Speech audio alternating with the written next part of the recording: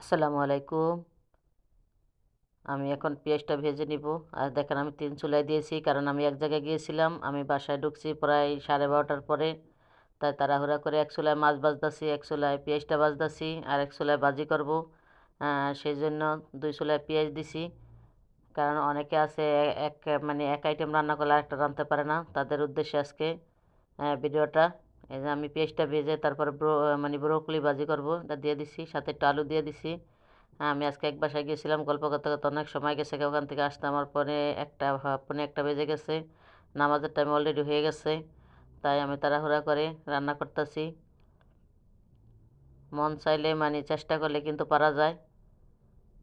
আমি এক চুলা ভাজি দিয়ে কিন্তু আরেক চুলা মশলা কষাইতেছি আদা রসুন দিয়ে, আরেক চুলা মাছ ভাজতেছি। এখানে আমি হলুদ পেঁয়াজ আদা রসুন সব কিছু দিয়ে দিছি, একসাথে জিরাও দিয়ে দিছি। তারপর একটু পানি দিয়ে ভালো করে মশলাটা কষাই নিব।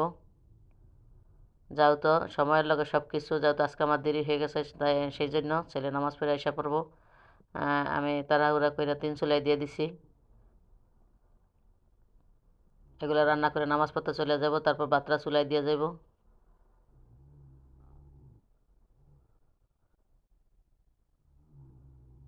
ব্রকলিটা প্রায় আমার হয়ে আসছে। অনেকে বলে যে ২ চুলায় ৩ চুলায় কীভাবে রান্না করুম, হেগো ভয় লাগে যে একটা রান্না করে শেষ করে তারপর আবার আরেকটা দেয়। আমি কিন্তু আলহামদুলিল্লাহ মাশাল্লাহ কিন্তু আমি কিন্তু একসাথে ৩ চুলায় ৪ চুলায় রান্না করতে পারি। যেহেতু বিদেশের বাড়ি চুলাগুলো ছোট, সেই জন্য এই যে ৪টা পাতিলা কিন্তু বসানো যায় না। সম্ভব হলে কিন্তু আমি পারতাম ৪ চুলায় একসাথে ভাতও দিয়ে দিতাম।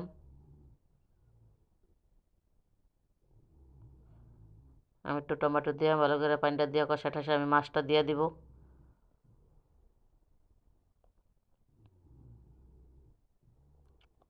আজকে মাছ নামাইছিলাম কাজকে দিয়া ইয়া দিয়ে চচ্চড়ি খাওয়ার জন্য, কিন্তু এখন আমার আজকে দুপুরের সময় কম, যেহেতু নামাজের টাইম অলরেডি যাইতেছে গা।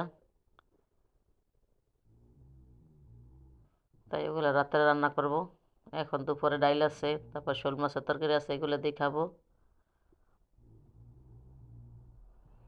দেখেন আমি একটা একটা এদিকে নাড়াচাড়া দিয়ে আবার একটা ওদিকে করি। ওইটা কিন্তু আমি মাছটা দিয়ে আবার এখন এটা শেষ করতেছি, কমপ্লিট করতেছি। আসলে কাজ কেউ মারপেটের থেকে শিক্ষা আসে না, যদি চেষ্টা করে তাহলে কিন্তু মানুষ সবই পারে। এটা যার যার অভিজ্ঞতা। এই যে আমার ভাজি কিন্তু হয়ে গেছে।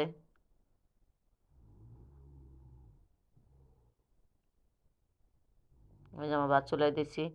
দেখে আমার তরকারি কিন্তু হয়ে গেছে। ভাজি কিন্তু আমি বন্ধ করে দিছি চুলা। তরকারিটার ভিতরে আমি ধনিয়া পাতা দিয়ে এখন নামিয়ে নিব। আর একটু জলটা টানাইব।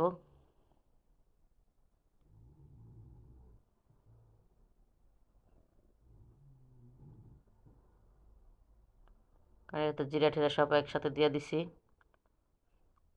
এখন তো ওই চুলা বন্ধ করে দিব। ভাতের জাল দেওয়া, যেহেতু জাল তো আর এই দেশে দেওয়া লাগে না, লাকড়ির চুলা না। গ্যাসে ভাত হইতে থাকবো, আমার নামাজ পড়া হয়ে যাবে ওদিকে।